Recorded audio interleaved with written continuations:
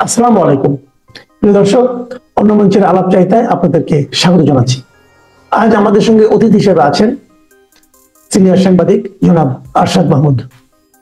জনাব আরশাদ মাহমুদ, আপনাকে আমাদের অনুষ্ঠানে স্বাগত জানাচ্ছি।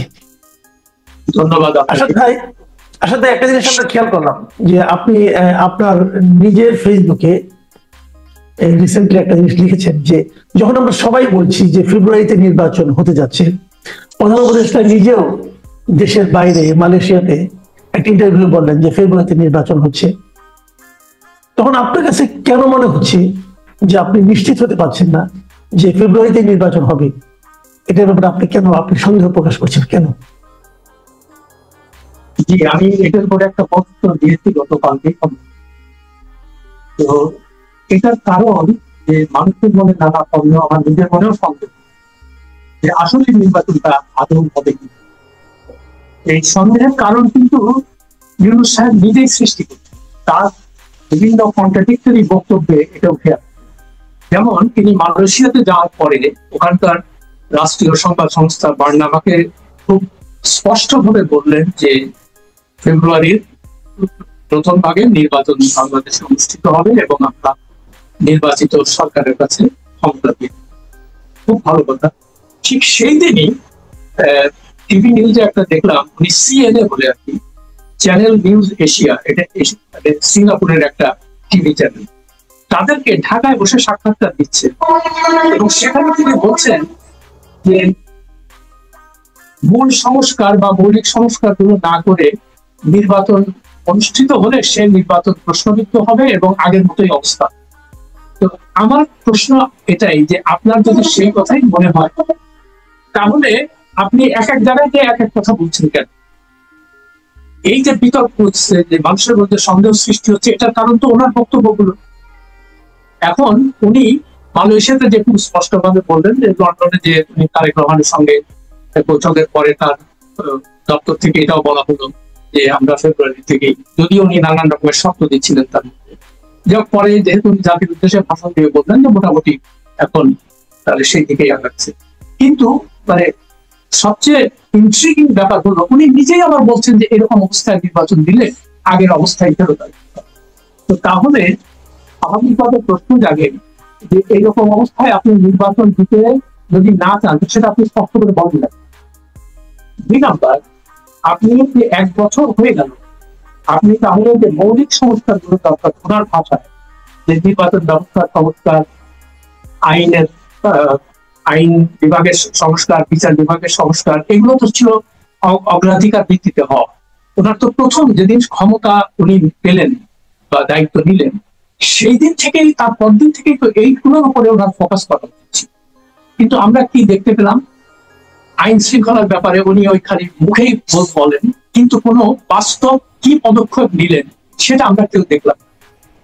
এবং আরেকটা সবচেয়ে দুঃখের বিষয়, উনি এই অগ্রাধিকার সংস্কার কমিশন করতে যান, ভালো কথা, কিন্তু আমরা দেখতে পেলাম যে সংস্কার কমিশনের রিপোর্ট জমা দেওয়ার পরেও 4-5 মাস পরেও উনি সে ব্যাপারে কোন রকম কোনো তার আগ্রহ দেখা গেল। ফলে হলোটা কি, এতে যারা সংস্কার কমিশনের ছিলেন, যারা প্রধান ছিলেন, তারা নিজেরাই এটা হতাশা প্রকাশ করছেন যে আমরা তাহলে আমাদেরকে আপনি ডেকে এই এই কষ্টটা কেন করান? যদিও সেখানে অনেক খাওয়া দাওয়া হয়েছে, ঠিক আছে, সেটা রাষ্ট্রের পয়সায় মানে ইন্টারকন্টিনেন্টাল থেকে খাওয়ানো, মানে এটা তো কোনো বাদ মানে পরিষদের টাকা সব দিয়ে দাও, ভালো। আপনি যখন এই সংস্কার গুলোতে আপনি সিরিয়াস হতেন তাহলে এটা বাস্তবায়নের পদক্ষেপ নেওয়া ছিল, আপনি সেটা নিলেন। আপনি না নিয়ে কি করলেন, যেটা কোনো অগ্রাধিকারের মধ্যে ছিল না, যে ব্যাপারগুলো, যেমন চট্টগ্রাম বন্দর বিদেশিদের কাছে, এটা তো আমরা শূন্য নাই কোনো। মানে উনি আসার পরেও এই কথা বলা, হঠাৎ একদিন শোনা গেল যে উনি এটা নিয়ে কাজ করছেন, প্লাস মানবিক করিডোর, প্লাস রোহিঙ্গা প্রত্যাবাসন, তারপরে কি নন ডিসক্লোজার এগ্রিমেন্ট সাইন করে, এই যে কতগুলো ব্যাপার জিনিসগুলো উনি একের পর এক করে গেলেন। তার চেয়েও বড় কথা, ওনার যেহেতু সময় কম, মানে এই ওনার যদি মনে হয়ে থাকে যে এই আমাদের অন্তর্বর্তী সরকারের মানে এই সময়ের মধ্যে ন্যূনতম যে সংস্কার গুলো মৌলিক সঙ্গে এগুলো করে আমরা তারপরে ইলেকশন দিব, এখন ইলেকশন হলেই যে বাংলাদেশের সমস্ত সমস্যা সৃষ্টি হয়ে যাবে, এটা তো আমি আপনার অনুষ্ঠানে বলতে আমি নিজেও বিশ্বাস করি না। আবার ওই একই রকম ব্যাপার। তো তাহলে আপনি এগুলো না করে আপনি সময় ব্যয় করলেন কিসে? আপনি খালি বিদেশে যান, একের পর এক বিদেশ সফর। চিন্তা করা যায় যে 10 মাসে 11 বার বিদেশে গেছেন, এই মালয়েশিয়াটা ধরি না, এটা নিয়ে তো 12টা মিলে। তো আপনি যদি সত্যিকার অর্থে আপনার উদ্দেশ্য ভালো হতো যে না আমি কোনো দিকে কোনো সময় ব্যয় করবো না, আমি জাতি আমাকে এত বড় একটা সুযোগ দিয়েছে দেশের জন্য কিছু করার, ফলে আমি কোনো দিকে কোনো সময় ব্যয় না করে আমি পুরো সময়টা এই জিনিসগুলোতে যাতে ভালোভাবে সম্পন্ন হয় সেটা আমি দেখব। একটা এই আর এরা এই সরকারের আরেকটা জিনিস লক্ষ্য করেছেন, এরা রাতের অন্ধকারে গভীর রাতে স্বপ্ন দখল জানি। এটা নিয়েও আমার একটা হইচই হয় কি ব্যাপার। তো আপনারা যদি স্বচ্ছতায় বিশ্বাস করেন তো আপনাদের গভীর রাতে প্রজ্ঞাপন দান করতে হবে।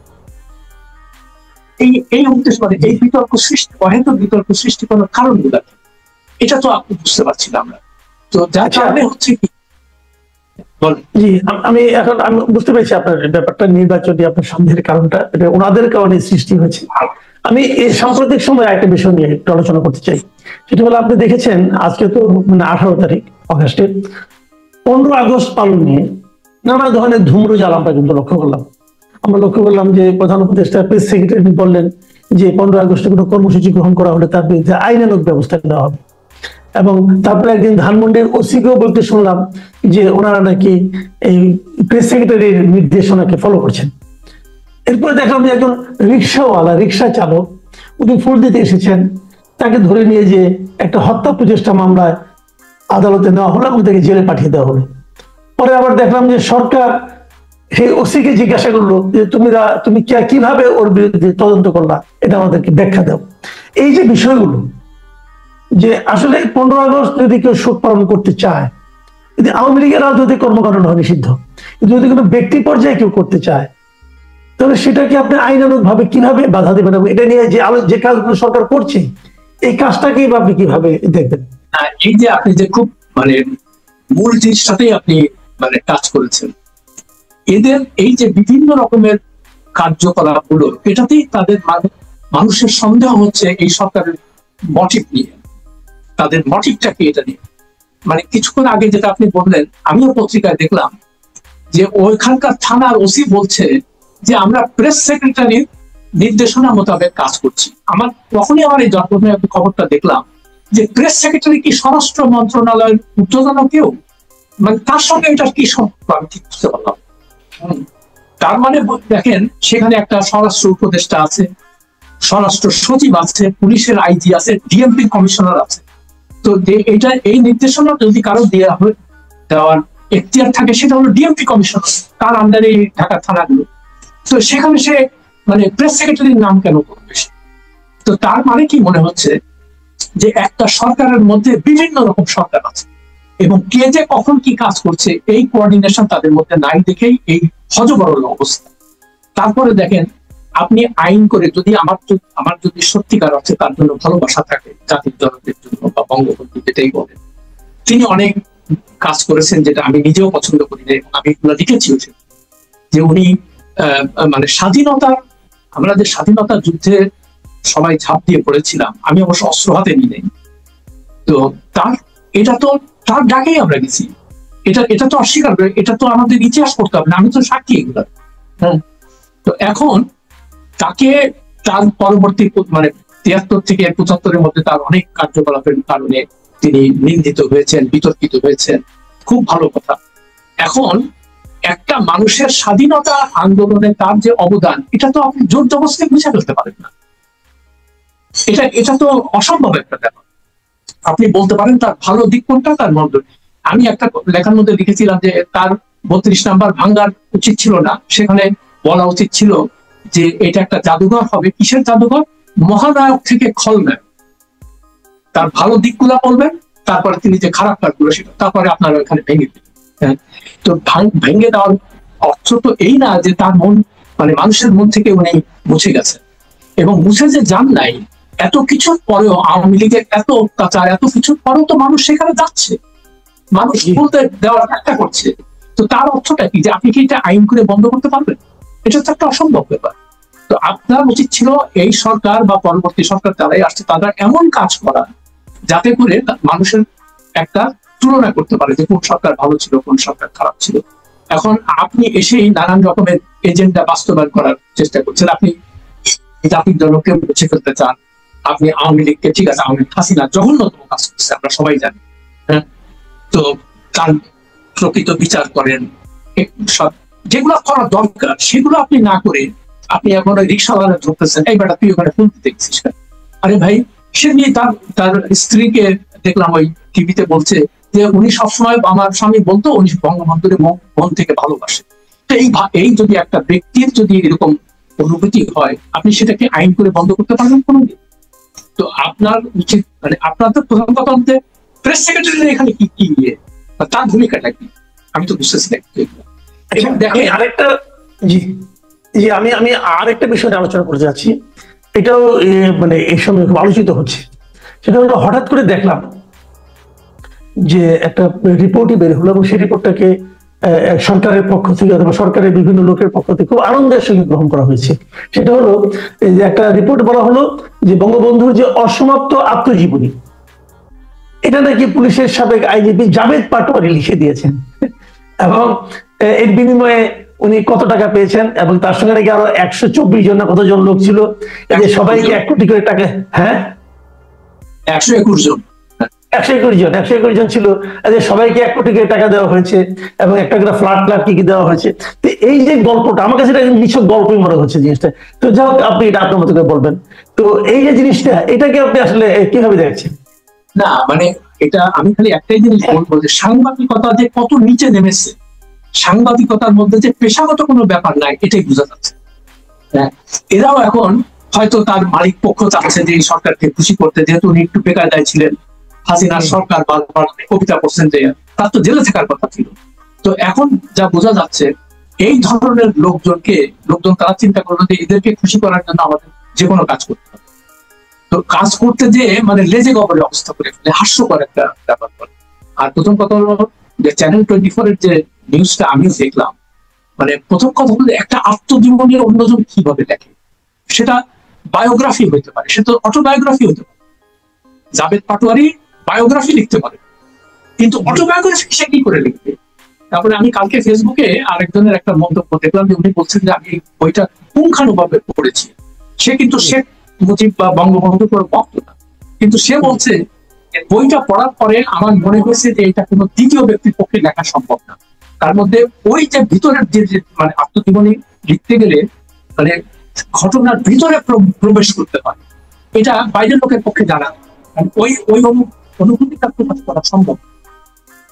তো এখন আরেকটা কথা, আমি দেখেন জার্নালিজমের ফ্ল গুলো, এদের সম্পাদক কারা, রিপোর্টার তো মানে কি বলবো, আমার খালি মনে হয় যে এরা সম্পাদক দায়িত্বে কার, সম্পাদকটা সে তো বলবে তুমি যে 121 জনের কথা বললা তার 5টা লোকের নাম বলো, সেটা তো তুমি বললে না কিছু।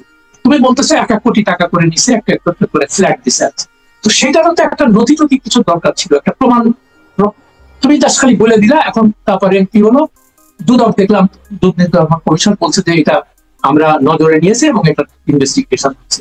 তো ভাই তুমি যদি সাংবাদিক, তুমি এই সমস্ত মানে গাঁদা টাদা খেয়ে এই সমস্ত কি বলতেছো না? আর এটা কি দুদকের কাজ না? মানে ঠিক আছে, যদি কেউ ইয়ে করে থাকে, মানে কি বলে দুর্নীতি করে থাকে, সেটা দুর্নীতি দমন কমিশন। আচ্ছা, আরেকটা জিনিস কালকে আমি দেখলাম সমকালে একটা রিপোর্ট, সেটা হলো এখনকার যে দুর্নীতি দমন কমিশনের চেয়ারম্যান আব্দুল মোমেন, তাকে আমি ব্যক্তিগতভাবে চিনি, আমার অনুষ্পতি ছোট ভাইয়ের মতো, খুব ভালো এমনিতে সব দিক থেকে। সে দেখলাম কোন একটা অনুষ্ঠানে বক্তব্য দিচ্ছে যে এখন দুর্নীতি দমন কমিশন খুব ভালো এভাবে কাজ, স্বাধীনভাবে কাজ করছে, এবং ইউনূস সাহেব নাকি মানে সাংঘাতিক, উনি মানে উনি দুর্নীতির কোনো ব্যাপার উনি মানে সহ্য করবে না, এরকম একটা ইমপ্রেশন। আমি রিপোর্টটা ভালো করে পড়ানোর সময় পাইনি, যা দেখি হেডলাইন দেখতে।